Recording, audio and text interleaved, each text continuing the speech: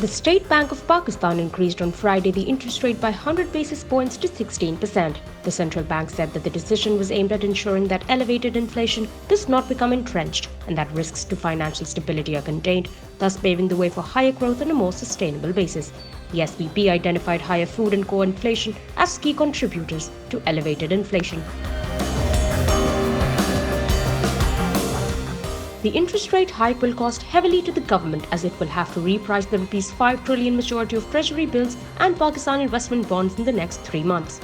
According to the SBP data, the government would raise ₹4.9 trillion from November 2nd to January 25th to pay the maturing amount of treasury bills of ₹4.765 trillion and ₹360 billion of Pakistan investment bonds. This huge amount would be repriced with the new rate of returns on T-bills and PIBs as per the enhanced interest rate of 16%. Cut-off yields on government papers are usually kept equal or a little higher than the benchmark interest rate.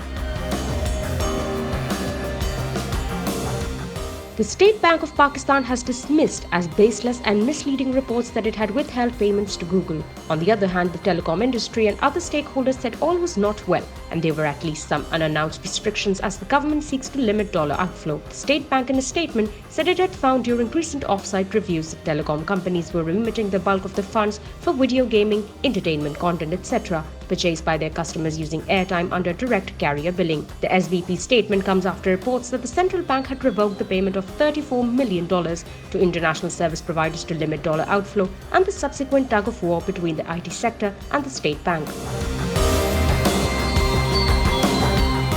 Finance Minister Ishaq Dar on Saturday directed all relevant departments for early completion of the remaining steps to ensure the revival of the multi-billion-dollar RICODIC project before the December 15th deadline.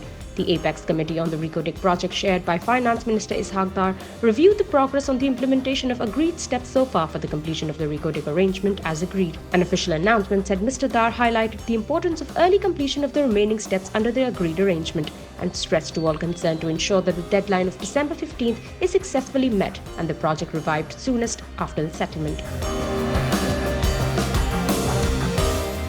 Foreign exchange reserves held by the State Bank of Pakistan further declined by $134 million to $7.8 billion during the week ending November 18th.